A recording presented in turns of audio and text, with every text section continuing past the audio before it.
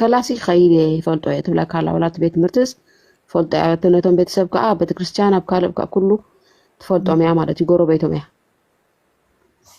كله تفلطو يعني تقول عم تفلطو يعني حجسي هو حج تبلا كلا كو اديوسي بحما قلا تاثير ازلا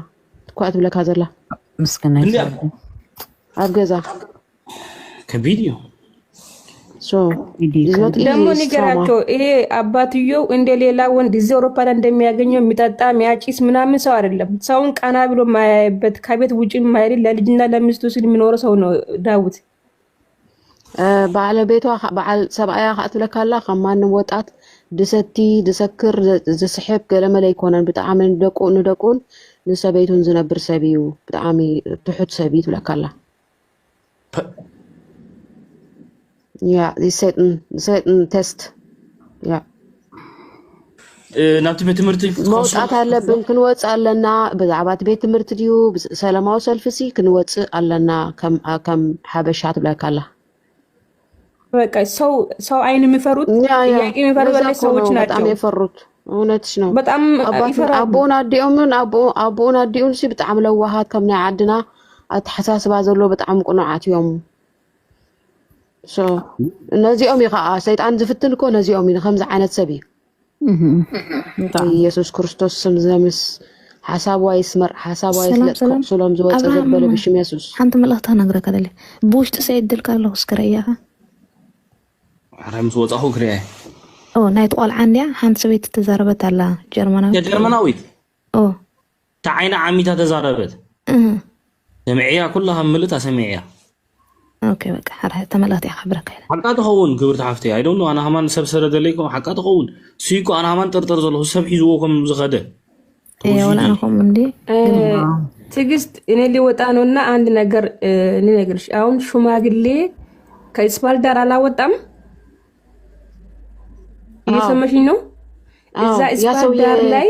ከአስፋልት ላይ ያወጣው እሱም ጥያቄ ያለን እዛ ትልቅ ጥያቄ ቆይ እሱ አውስለንደር ነው እሱ ምንም ጀርመንኛ አይችልም ቆይ ምን ልነግርሽ መሰለኝ እሱ ቆመ ነበረው አራክቱ መቅጣጫ ላይ መኪና ይተላለፋል አቢ ቆመ ነበርበት ቦታ ላይ አራክቱ መቅጣጫ መኪና ይመጣል ደሞ እዛ ላይ ሾፕ አለው ስለዚህ እዛም ሾፕ ላይ ካሜራ ይኖራል ፖሊሶቹ እዛ አካባቢ በሙሉ የግለሰብ ካሜራ ኮንትሮል ማድረግ አለበት ለምን መሰለሽ እንደዛ ብያ መጣውት በመኪና ሲያልፉት ልጁ ችግር እንዳለበት የተረዳ ሰው መኪናን ፓርክ አድርጎ ወዲያ መጡ ልጁን ተቀብሏል ገብቶሻል ስለዚህ እዛ አቢ የጠፋውን ፓውሊን ማለት ነው ሌላ አሁን ችግር ስላለበት ነው ስፓልት ላይ ወጣ አይደለ ስለዚህ የሆነ ሰው ቶሎ አሰበና ይሄ ልጅ ችግር ስላለበት መውሰድ አለብኝ ብሎ ተመልሶ ወጥቷል ማለት ነው ስለዚህ እዛ አካባቢ ላይ ብቻ ካሜራ ይመረመር ወለ ትምህርት ተራሱ ይቅር ባንኩ ቤት የሚቅር እዛ አካባቢ ላይ ካሜራ መታየት አለበት ምን ያህል ርቀት አለው ትምህርት ቤቱና ካሜራ ሰውየው የመለሰው ከአስፋልቱ ምን ያህል ርቀት በጣም ሩቅ ነው 5-6 ደቂቃ ይወስዳል ለልጅ በመንገድ በእግር አዎ አንዴ ለምን መሰለሽ አብርሃም ቅድም ጥያቄ ነበረው 12 ተኩል ከትምህርት ቤት አመለጠ ተባለ ከዛ ካሜራው ላይ ደግሞ ሪከርድ ሲደረግ የነበረው ባለመኪናው 3 ሰዓት ከምናምን ነው ስለዚህ ምን ያክል የት ነበር እስከዛ ድረስ ልጁ ምናምን ብሎ ሲጠይቅ ነበር አብርሃም ቁልቁላ ሲትወርጂ 5 ደቂቃ 6 ደቂቃ ይወስዳል ወደላ ሲትወጪ 7 ይወስዳል ለልጅ ማለት ነው ለአዋቂ 4-5 ደቂቃ ይወስዳል እትርሕቀት ቤት አለው እትርሕቀት ካብትና አንተ ወይ ትብል እሺ እትርሕቀት ናይቲ ቤት ትምህርትን ናይቲ ካሜራ ተቆልዓ መጀመርታ መዓልቲ ክሮስ ክገብር ከሎ ዘርኡና تدنجر حب شراسة أبو خيط بترحقات سي بتعامل 6-7 دقائق أيتو لك لا تتصعدها ميلادني تتصعدها مثال تريكورد يا كاميرا أبو سي دكان له كاميرا له ناي برايفت سبات له دكانات له نسوس كفتشو ولهم هان انتي تبلي انا احمان الساعات كبتمرتي اب غازيتا 12-30 يبحال እቲ ዝተቀድሐ ካሜራ ሰዓት 3:30 ነይሩ በልያ ድሕሪ 3 ሰዓት አበይ ነይሩ ነግሪያ እንታይ ትብላላ ሳይጂ ብትሮያን ተወጥሮ መጠየቅ አለበት። የሱ ብትሮያ ምን ማናቸው ናቸው? መጀመሪያ በር ከፈቱት። ገብቶሻል አይደል? እኔን ለምሳሌ ልጅ ጠብቄ ከኔ እጅ ልጅ ከጠፋው በንጋታ ሄጄ ስራ አልሰራም። የዛን ሰዓት ኦኬ፣ የዛን ሰዓት አንድ ሰው አይ ይሄ ልጅ ችግር አለበት ብሎ በመኪና ጭኖ ሊወስዶት ይችላል ብለሽ ታስተያለሽ? ለምን መሰለኝ ልጁ ታየ። ለምንድን ነው እንደዛ አልኩት ታውቂያለሽ? ልጁ ስለማያውቅ ነው። ቁመቱ ደግሞ የ6 የ7 ዓመት ልጅ አይመስልም። 9 ዓመት 10 ዓመት ነው የሚመስለው ቁመት አለው። ስለዚህ ምን አሰቡት? ችግር ስላለበት ተረዱና ማናገር የራሱን መግለጽ ስለማይችል ወሰዱት። በቃ ገብቶሻል አይደል? እንደዛ አይነት ልጅ ይፈለጋል እዚህ ሀገር ላይ እንደምታዩት። ምን ሊያደርጉት ሊያሰቃዩ ወይ ሊያሰቃዩት እንደገና ሃይማኖት አልባ የሆኑት እንደራሳቸው አርጎ ምን ሊያሳድጉት ይፈልጋሉ። እውነት ነሽ። ተትብለካላ በቃ ካብት መንገድስ አነ ጥርጥሮ ኢላትካ ሽዑ ግዜ ሻዓ መዓልትሲ ከም ዘይፈልጥ ከም ዘይርዳእ ሪኦም ወሲዶም ኢሎም ኣምናው መኪና ገይሮም ዲዮም ገለ ወሲዶም ሓቢኦም ኣለዉ ጥርጥር ትብለካላ ንዖም ያ ጽባላ ኣንሃም ከመይ ጥርጥር ኣብቲያ ሰብኣይ ምስተፈላለየ ካብኣ ወሲዶም ምክንያቱም ሰብኣይ ኣውስለንዳ ኢላትካ ትፀውዕ ሰብኣይ ኣነ ማርአ ደጊመ ርእየ ከምኡ መስል ከመዮም ሰረቕትን መስል ምክንያቱም ኣነ ወላ ንባዕለይሲ ጀርመናዊ ተዝኾነስ ብጣዕሚ ስርያስ ኮይኑ ደው ኢሉ ተፀቢ ፖሊስ ገለ መረከቦም ነይሩ ኢለ ኣነ እንታይ ሓስብ ኣለኹ ኣብዚ እዋን ሃማን እሱ ሰብኣይ ሸለል ኢሉ በቃ ጥፊዎ ኣነ እንታይ ሓስብ ኣለኹ ኣብዚ እዋን ጳውሎስ ምስ ሰብኣይ ነይሩ ኦልሬዲ ካብቲ ሰብኣይ ሃዲሙ ናብ ፅርግያ ከይዱ ሰብኣይ ሃ ካብቲ ፅርግያ መሊስዎ ከምኡ ኢሉ ኣነ ሓስብ ኣለኹ ኣብዚ እዋን ሃማን ፈልጦ ነይሩ ካብኡ ሃዲሙ ናብ ፅርግያ ከይዱ ተሰብኣይ ሃ መሊስዎ ተሰብኣይ ክፈልጥ ኣይነበረን ቅዳሕ ከም ዘሎ ኣጋጣሚ ተቀዲሑ ተረድጊ ድሕሪኡ ከይዱ ክመልሶ ጳውሎስ ካብኡ ሃዲሙ ነይሩ ኣነ ሕጂ ከምኡ ዝሓስብ ስለንታይ ተረሂዮ ሃማን ጳውሎስ ምስ ሓገዞ ኣብቲ ፅርግያ ምስ ከዱ ጳውሎስ ብኢዱ ከምዚ ኢልዎ ሰምታኹም ኢልዎ ተረድጊ ይፈልጦ እዩ ፈሪሑ ካብ መኪና ወሪዱ ነግረኩም ብድሕሪኡ ካሲ እቲ ሰብኣይ ቅድሚ ገፁ ምሽፋኑ ኢና ርኢና ነርና ዳሕራይ ግን ገፁ ሸፊኖም ኣምፂኦሞ እቲ ስእሊ ከዓ ያሱ ንዕኡ ዝሻሃይት ንዕኡ ከምኡ ኣይግበርን እንድዩ ዝኾነ ነገር ሓበሬታ ዝበካ ዝመፀ ሰብ ቴሌፎን ወላይ ትዛረበን ኢኻ ካበይ መፂካ ምን መስኪሩ እዚ ሰብኣይ ኢድ ኣለዎ እዚ ሰብኣይ ንባዕሉ ኢድ ኣለዎ ብድሕሪ ሰብኣይ ብፖሊስ ዓይኒ ብለኪ ብፖሊስ ዓይኒ ብናተይ ዓይኒ ግን ኣነ ንዕኡ ብጣዕሚ ይደልዮ ነይረ ኣነ ከም ሰብ ኣነ ከም ወደይ ወይ ከዓ ከማዶ ነቲ ሰብኣይ ኣነ ይደልዮ ይሓቶ ብሕጊ ይሓቶ እዚ ሰብኣይ ኢድ ኣለዎ እዚ ሰብኣይ ናብ ፖሊስ ታይብሉኺ በቃ ሱሲ ኣመሓላሊፉ እዩ መልእኽቱ በቃ መንገዲ ረኺብዎ ፀዊዕዎም ገለምታቶም ሓሊፎሞ ብሓቂ ሰው መደወለ ናብ ፖሊስ ሸዓ መደወለ መሓዝዎ ምረኸብዎ ንጳውሎስ ኣብቲ ማእኸል ከተማ ፖሊስ ኣብኡ እዩ ሕጂ ገና ፖሊስ ካብኡ ክንደይ ደቂቕ ፖሊስ ስቴሽን በልያ ካብቲ ፅርግያ 5 ደቂቕ ትብለክ እያ ክንዲ ደቂቃ ካብቲ ኣስፋልትን ካብቲ ሻርዕ ናብቲ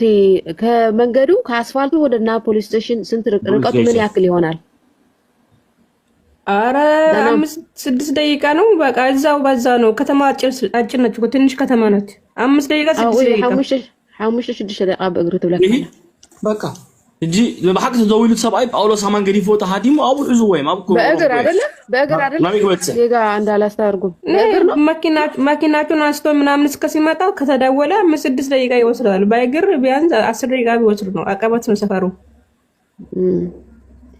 ዓቀበት ይዙ ትገዛ እቲ መንገዲ ዓቀበት ኣለዎ ግን 5-6 ደቂቃ በእግር በመኪና በእግር ከዓ ናብ 10 ደቂቃ ከባቢ ላትካ ኦኬ ኣብዚ ታሕቲ ጽሕፍ ኣለሃ ጆን ጻጽ ደዊሉ እንዲዩ ገለ ትብል ኣለሃ ኦኬ ደዊሉ ግን ተደዊሉ 5 ደቂቃ ኮይኑ ፖሊስ ስቴሽን ሕሰቡ በትምህርቲ ደዊሎም ኣለው ፖሊስ ፈሊጦም ኣለው ማለት ተወሳኺ ሕጂ ሰብኣይ ደዊሉ ኣሎ ካልኣይ ሰብ ይድውል ኣሎ ከመይ ገይሮም ዘይረኽቦ ሽዑ ሰብኣይ ኮ ተደዊሉ ኣብ 5 ደቂቃ ኣብለው ይፈልጥዮም ኦልሬዲ ቆልዓ ጠፊኡ ኣሎ ቀልጢፎም ሕዙ ይብልዎ ናበይ ጠፊኡ ሽዑ ኣነ ግን ካብዚ ኣብ 700 ሰባት ኣለኹም እሞ ካብ 700 ስፔሻል ካብ አብርሃም ካብ ባዕልኻ ጀሚርካ ስፔሻል ጠበቃ ይትፈልጥን ትግርኛ ብውሽጢ ወላ ተዛረቦ ስኢልካ ፕራይቬት ዝታት ሓበሬታት ትወስድካ ሓትት ክሊ ኣነ ኮ ካብ መጀመርታ ነቶም ስድራኮም መልእኽቲ ሰዲድ ዘሎም ኮ ሶም ግን ወላ ሓንቲ ሃይ ስለ ዘይገበሩ ኣነ ኮ መልእኽቲ ሰድድ ነይረ ናቶም ሮዚና ይበሃል ኣብ ተረኔ ተወሊደ ኣብዚ ኣዲስ ኣበባ ብስራተ ገብርኤል ኣብኡ ይሰርሕ ነይረ ኣብ ፅርግያ ብስራተ ገብርኤል እንዳስራሕ ከለኹ ኣጋጣሚ ኮይኑ እዛ ቆልዓ እዚኣ ወሊዳ እዛ ቆልዓ እዚኣ ክወልድ ከለኹ ኣብ በረንዳ እየ ወሊደያ ንጓል ኣብ በረንዳ ወሊደያ ኣብ በረንዳ ይድቅስ ነይረ ኣብ ቁሪ ኣብ ኩሉ ድቅስ ነይረ በቃ ብሕሱም ምድቃስ እሳውን እግራ ሓንቲ እግራ ሓፂራትኒ እዛ ጓለይ እግራ ሓሚማትኒ ኣነ እውን ከምኡ ብሓንቲ ጎነይ ስልድቅስ ኣነ ባዕሉ እዛ ሓንቲ እግረ ብጎነይ ዝኸይድ ኣነ ሕጂ ንባዕሉ ብጎነይ ዝኸይድ እዛ ጓለይ ምስ ሓመመትኒ ፍቐዱ ቤተክርስትያን ሓዚለያ እንዳኸድኩ ይልምን ነይረ ቤተክርስትያን ከይደ ክልምን ከለኩ ሰምዓይ ኣይበንን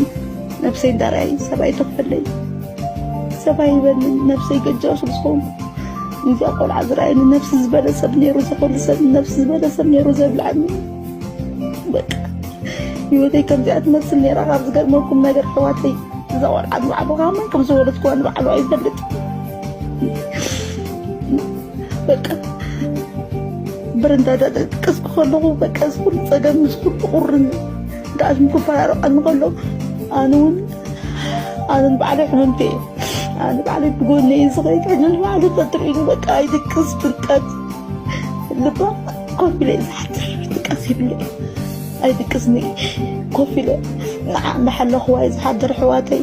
ካብቲ ዝነበርክዎ ካብቲ ቁንጪ ካብ ቅማል ኮፍ ኢለ ኣብ በረንዳ ካብ ዝነበርክዎ ኣውፂኹም ኣብዚኣ ጌርኩም ንለኹም ብጣዕሚ እየ ዘመስግነኩም ዞም ሕዋተይ ሕጂ ከዓ መን ኣለ ንስኹም ኢኹም ዘለኹም ናብ መንደቕ ከይድ ሰብ የብለይን ኣነ ሰበይ ንስኹም ኢኹም ስለ ወላዲ ክትብሉ ሕዋተይ ሓግዙን ይብሉ ኣለኹ ብማርያም እዛ ጓለይ ክትብሉ ጓለይ እዛ ሓንቲ ጓለይ ጥዕኑ ለይብለኩም ኣለኹ